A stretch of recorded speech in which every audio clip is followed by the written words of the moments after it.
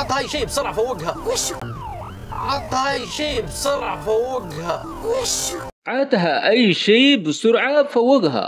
عطها أي شيء بسرعة फवोगहा। तो दोस्तों आज की वीडियो बहुत ही दिलचस्प होने वाली है। इस वीडियो को स्किप मत कीजिएगा, आखिर तक देखिएगा।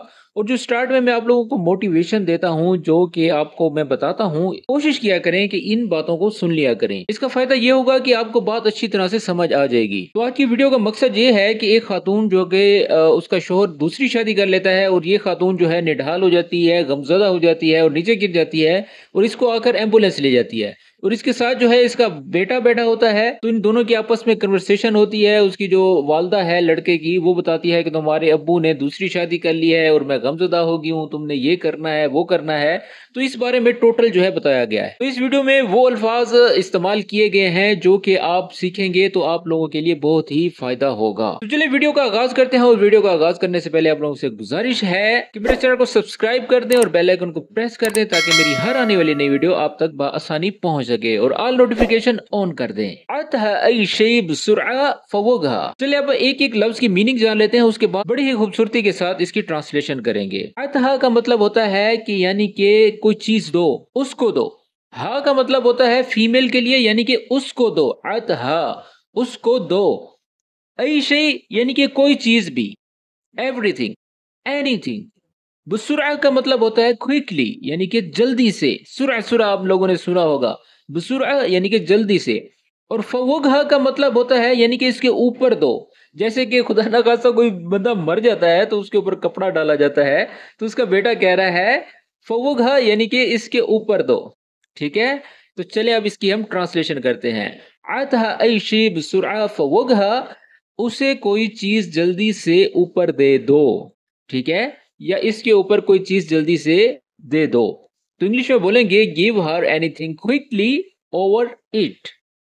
तो चलिए अब हम आगे बढ़ते हैं, देखते हैं क्या होता है।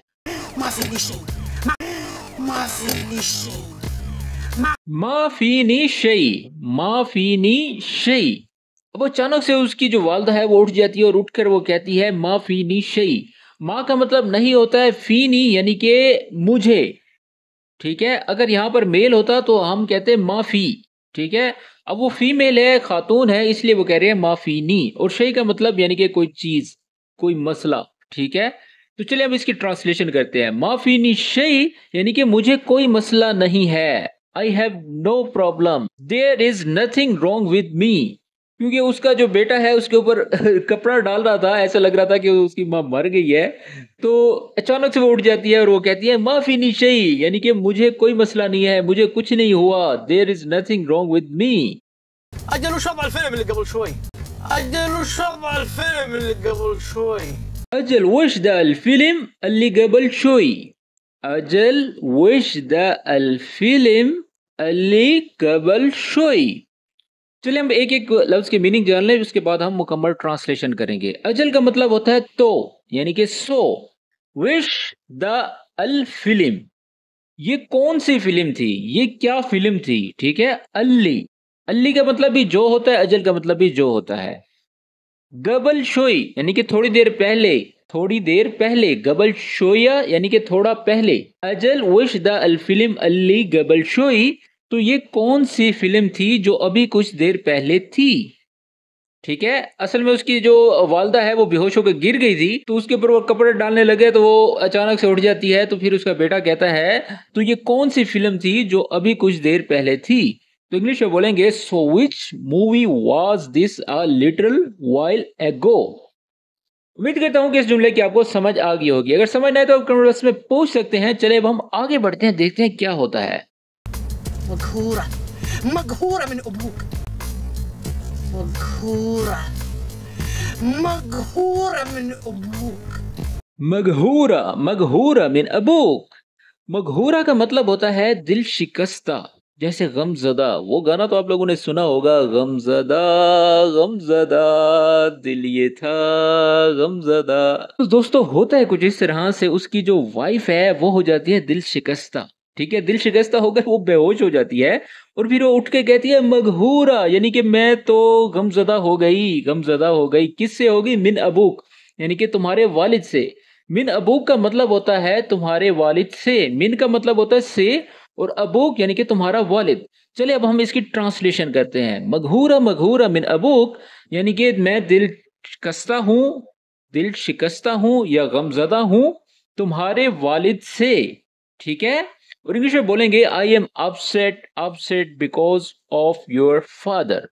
तो दोस्तों ये जुमला किस तरह से लगा मुझे कमेंट बॉक्स में जरूर बताइएगा, और मुझे ये भी बताइएगा कि क्या आपको पहले इस लफ्ज का मीनिंग आता था या नहीं आता था। चलिए अब हम आगे बढ़ते हैं, देखते हैं क्या होता है। بعد 30 سنة يتزوج علي؟ بعد 30 سنة يتزوج علي؟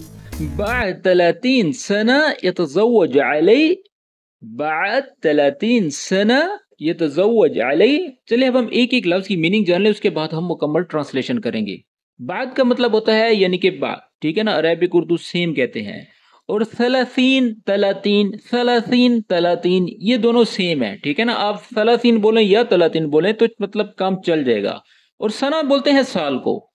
ये तजव्वज, ये लाजमी आप जो है इसके ऊपर रक्किज करें। ये तजव्वज का मतलब होता है, ये जो या स्टार्ट में लगाया गया है इसका मतलब है उसने, ठीक है, या वो, उसने या वो। ये तजव्वज यानी कि उसने शादी कर ली, और अलई यानी कि मेरे ऊपर, ठीक है ना, मेरे ऊपर उसने शादी कर ली। तो चलिए अब हम इसकी ट्रांसलेशन करते हैं। बाद 30 सना यतज़व्वज अलई यानी कि 30 साल के बाद मुझ पर शादी कर ली, ठीक है, 30 साल के बाद मुझ पर उसने शादी कर ली। आफ्टर 13 years ही marriage another women over me. इसकी मीनिंग्स ये बनेंगे, ट्रांसलेशन जो है वो मैंने आपको स्टार्ट में बता दी है। तो ये जुमला किस तरह से लगा मुझे कमेंट बॉक्स में जरूर बताइएगा, और वीडियो अगर पसंद आ रही है तो इसको लाइक करें और दोस्तों के साथ शेयर करें। चले अब हम आगे बढ़ते हैं, देखते हैं क्या होता है। طيب يما ترى ابوي ما سوى شيء غلط. طيب يما ترى ابوي ما سوى شيء غلط. طيب يما ترى أبوي ما سوي شيء غلط। طيب يما तरा अबोई माँ सवी शई गलत। तईब का मतलब होता है ठीक है, और युम्मा यानी कि मेरी माँ, ए मेरी माँ। और तरा का मतलब जो है आप लाजमी जान लें। तरा जो है अक्सर सऊदी लोग बोल जाते हैं तरा आना सोए तो किदा, तरा शूफ आना गुल्लक किदा, ठीक है ना। तरा का जो मतलब होता है वो होता है यकीनन, या आप जान लें। इस बात पर जोर देने या यकीन दिलाने के लिए इस्तेमाल किया जाता है जो बात हो रही होती है। जैसे हम अक्सर अपनी गुफ्तगू में कह जाते हैं यकीनन ऐसा होता है, आप जान लो या देख लो, ठीक है ना। तरह के मीनिंग ये जाके बनते हैं। तईब युम्मा तरा अबोई माँ सोई शई गलत, ठीक है। अबोई का मतलब होता है यानी कि मेरा जो वालिद है, माँ सवी यानी कि नहीं कर रहा, शई यानी कि कोई चीज, गलत यानी कि कोई गलत काम नहीं कर रहा, ठीक है। तो मुकम्मल ट्रांसलेशन जान लें। तईब युम्मा तरा अबोई माँ सवी शई गलत, ठीक है, माँ यकीनन मेरे वालिद ने कुछ गलत नहीं किया, ठीक है, या वो कुछ गलत नहीं कर रहे। और इंग्लिश में बोलेंगे बिलीव मी, यकीनन का मतलब होता है बिलीव मी, ठीक है ना। Okay mother believe me my dad did not do anything wrong. واقف في صف الشاي بالعايب ها؟ واقف في صف الشاي بالعايب ها؟ الله يكفيك في الصف الشايب عايب ها। अल्लाह यकफीक फी सफ़ल शाइब आइब। हाँ, अब उसकी वालदा जो है गुस्से में आ गई है और वो कहती है अल्लाह तुम्हारे लिए काफी हो। अल्लाह यकफीक का मतलब होता है अल्लाह तुम्हारे लिए काफी हो। फी सफ यानी कि जो सफ है, किसकी सफ है? अल शाइब। शाइब यानी कि बूढ़े लोगों को कहा जाता है, बुजुर्ग लोगों को कहा जाता है, ठीक है। और आइब का मतलब होता है ऐब यानी कि गलत। अब उसकी वालदा कह रही है, इसकी हम ट्रांसलेशन करते हैं, बड़ी इंटरेस्टिंग है। अल्लाह कफ़ीक फी सफ़ल शाइब आइब। हाँ, यानी कि अल्लाह तुम्हें काफी हो, बुजुर्गों की सफ में खड़ा होना ऐब है क्या? ठीक है। अब वो जो है अपने आप को डिफेंड कर रही है, वो कह रही है तुम भी अपने वालिद का साथ दे रहे हो, जैसे उसने कहा ना कि तुम्हारे वालिद ने कुछ गलत नहीं किया। तो फिर उसकी वालदा कहती है अल्लाह कफ़ीक फी सफ़ल शाइब आइब। हाँ, यानी कि अल्लाह तुम्हें काफी है, बुजुर्गों की सफ में खड़ा होना ऐब है क्या? तो इंग्लिश में बोलेंगे God is enough for you is standing with the elders of fault. उम्मीद करता हूं कि ये जुमला आपको पसंद आया होगा। अगर पसंद आए तो इसको लाइक करें। चले अब हम आगे बढ़ते हैं, देखते हैं क्या होता है। لا حول والله اني واقف معك يا يمه. لا حول والله اني واقف معك يا يمه. ला हौल वल्लाह इन्नी वाकिफ माक या युम्मा। अब देखो वही बात आ गई, ला हौल। जैसे हम लोग गुस्से में आते हैं तो हम कहते हैं ला हौला वला कुव्वता इल्ला बिल्लाह, ठीक है। ला हौल के मीनिंग जो है वो बनते हैं ना जाने, या ऐसा नहीं है, हरगिज ऐसा नहीं है। ला हौल ऐसा मैं यानी कि करने की कोई कोशिश नहीं कर रहा। जैसे हाविल होता है, ला हौल ये उन चीज़ों में से निकला है, लेकिन इसकी जो लफ्जी मीनिंग है वो यही बनते हैं, ला हौल यानी कि ऐसा नहीं है, हरगिज ऐसा नहीं है। वल्लाह यानी कि कसम से, अल्लाह की कसम। इन्नी यानी कि मैं, वाकिफ का मतलब खड़े होना है, ठीक है। माक, अच्छा ये जो लफ्ज माक है इसके ऊपर मैं थोड़ा सा जोर दूंगा। अक्सर लोग आपको पूछते रहते हैं यानी कि तुम्हारे साथ, तो इसको जो मा है ये होता है साथ, जैसे सवा सवा होता है, ठीक है। और ये जो आखिर में काफ है इसके मीनिंग होता है तुम्हारे साथ, ठीक है। वाकिफ माक यानी कि मैं तुम्हारे साथ खड़ा हूं। ये युम्मा के मतलब यानी कि ए माँ, ठीक है।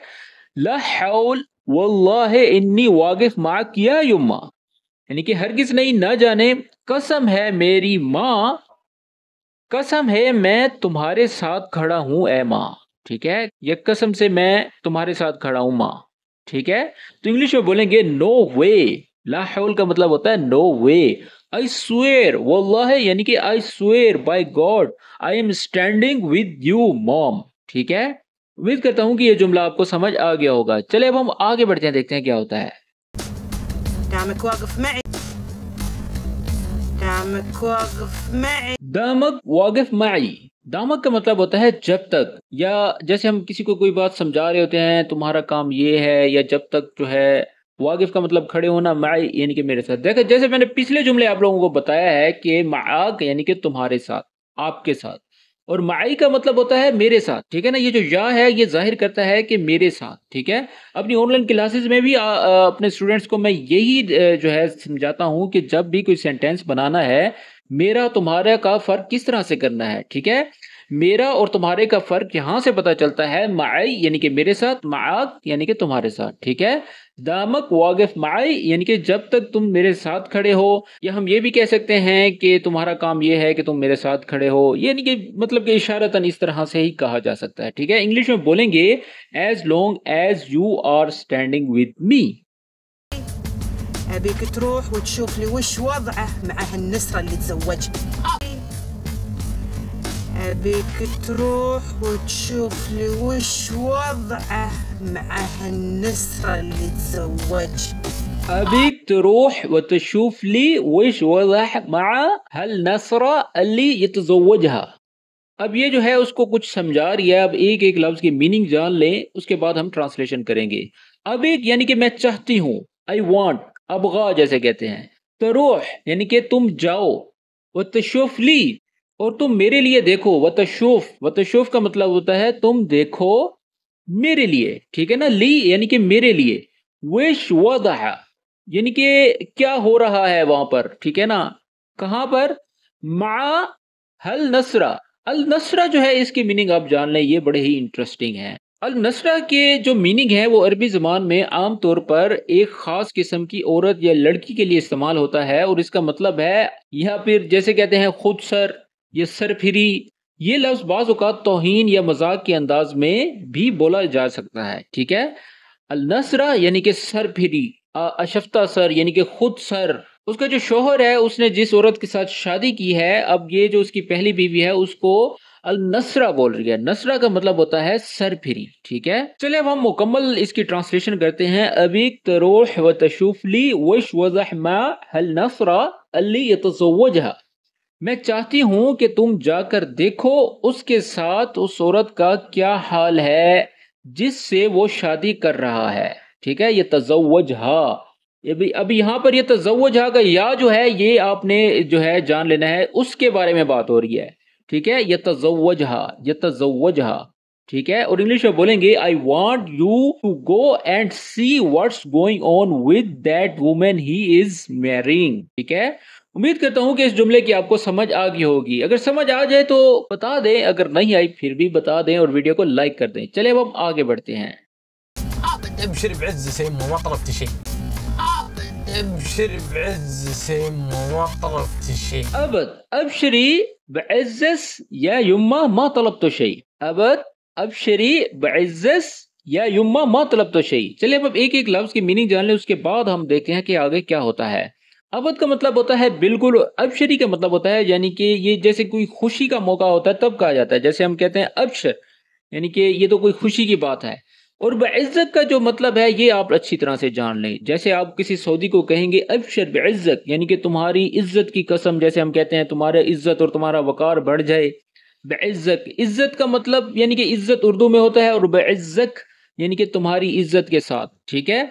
ये युम्मा यानी कि ए माँ, माँ तलब तो यानी कि कुछ नहीं मांगा, ठीक है। माँ तलब तो शई यानी कि ये तो कोई चीज ही नहीं मांगी तुमने, ठीक है। तो ठीक दोस्तों, इस तरह अगर आपको कोई अरबी आपको कोई काम बताए तो आप उसके जवाब में उसको इस तरह से बोलेंगे अबशर। या अच्छा, यहाँ पर जो है अबशरी फीमेल के लिए कहा गया है, अगर यहाँ पर आगे मेल होगा तो आप कहेंगे अबशर, ठीक है। अबशर बेइज्जत या शेख या तैयब या सईद या मुदीर, कुछ भी आप लगा सकते हैं। यहाँ पर जो है उसकी माँ है, वो अपनी माँ से इस तरह से कह रहा है। जो आप लोगों को सेंटेंस बना रहा हूँ आप लोगों ने ये लिखना है। अबद, अबद लगाएं या ना लगाएं कुछ मतलब जरूरी नहीं है, यानी कि अबद का मतलब होता है बिल्कुल। अबशर बेइज्जत या शेख माँ तलब तो शई, यानी कि तुमने तो कुछ मांगा ही नहीं है।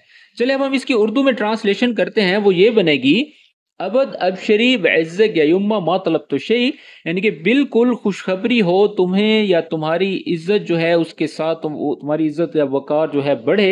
ए माँ तुमने कुछ नहीं मांगा, ठीक है। तो उम्मीद करता हूँ कि ये जुमला आपको समझ में आ गया होगा। अगर किसी बात की समझ ना आए तो आप कमेंट बॉक्स में जरूर पूछें। चलिए अब हम आगे बढ़ते हैं, देखते हैं क्या होता है। الحين اروح اشوف كل شيء. الحين اروح اشوف كل شيء. अलहैन अरोह अशूफ कुल्लु शै।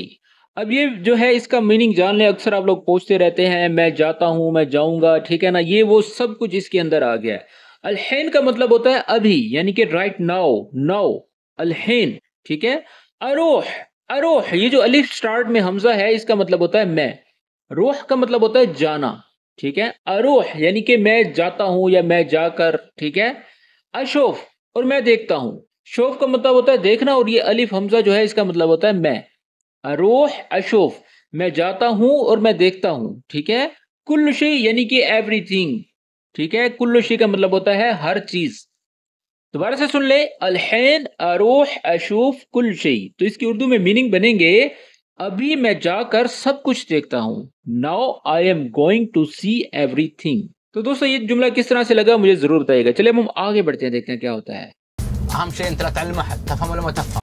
اهم شيء انت لا تعلم احد تفهم ولا ما تفهم. अहम शई अंत ला तअल्लम अहद तफहम वला मा तफहम। अहम शई का मतलब होता है यानी कि इम्पोर्टेंट, ये चीज इम्पोर्टेंट है, ठीक है ना। इम्पोर्टेंट थिंग, अहम शई, ठीक है। अंत यानी कि तुम, ला तअल्लम यानी कि नहीं बताना, किसी को मत सिखाना या किसी को मत बताना। अहद यानी कि समवन, ठीक है ना, किसी को भी। अच्छा फिर आखिर में बोलता है तफहम बोला मा तफहम, यानी कि तुम समझे हो या नहीं समझे। तफहम का मतलब यानी कि हम कहते हैं ना कि फ़हम माफी फ़हम, ठीक है ना, ये उस मीनिंग में आ जाता है। और ये ता का मतलब होता है यानी कि तुम। तफहम बोला मा तफहम यानी कि तुम समझे या नहीं समझे। तो दोबारा से सुन ले, अहम शई अंत ला तअल्लम अहद तफहम वला मा तफहम, यानी कि सबसे अहम बात तो ये है, सबसे अहम ये है कि तुम किसी को नहीं बताना। ला तअल्लम अहद, ठीक है। क्या तुम समझे या नहीं समझे, या क्या तुम समझे हो या नहीं, ठीक है, ये उस मीनिंग में आ जाता है। तो इंग्लिश में बोलेंगे the most important thing is that you don't tell anyone, do you understand or not, ठीक है। चलिए अब हम आगे बढ़ते हैं, देखते हैं क्या होता है। يلا روح لابوك. يلا روح لابوك. यल्ला रूह अलअबूक। अब उसकी माँ जो है उसको ऐसे जोर से धक्का देती है और कहती है यल्ला यानी कि चलो। रूह का मतलब होता है जाना, और अलअबूक यानी कि वालिद के पास। यल्ला रूह अलअबूक यानी कि चलो जाओ अपने वालिद के पास, अपने बाप के पास। गो टू योर फादर, ठीक है। اطلع اطلع. अतला, अतला, अतला का मतलब होता है गेट आउट, बाहर निकलो, दफा हो जाओ, ठीक है ना। ये उस कैटेगरी में कहा गया, और ये बड़ा ही गुस्से में बोला गया है। उसकी माँ जो है इस कदर गुस्से में है, जैसे ही उसके वालिद ने दूसरी शादी की है तो उसको मतलब कि होश ही नहीं है, ठीक है, तो फिर उसको यानी कि सारा कुछ सिखा पढ़ा कर कहती है कि जाओ अपने वालिद के पास और जाकर उस औरत को देखो वो क्या कर रही है, और आखिर में बोलती है अत्तला अत्तला, यानी कि चलो बाहर निकलो, गेट आउट। तो दोस्तों ये थी आज की वीडियो। आज की वीडियो किस तरह से लगी मुझे ज़रूर बताइएगा। मैं हमेशा जो है मेरी कोशिश होती है कि आपके लिए एक नए से नया कंटेंट आपके लिए लाऊं ताकि आप अच्छे से जो है अरेबिक सीख सकें। तो जो दोस्त अरेबिक सीखना चाहते हैं और दिलचस्पी रखते हैं तो मेरे इस व्हाट्सएप नंबर पर रब्ता करें, और नया कोर्स जो है वो भी स्टार्ट होने वाला है। तो जिस तरह से आप लोगों को बेहतर लगे मुझे बताइएगा ज़रूर। तो मिलते हैं नेक्स्ट वीडियो में, तब तक अपना ख्याल रखें और दुरूद शरीफ लाजमी पढ़ लिया करें। तो मिलते हैं नेक्स्ट वीडियो में, तब तक के लिए अल्लाह हाफिज़।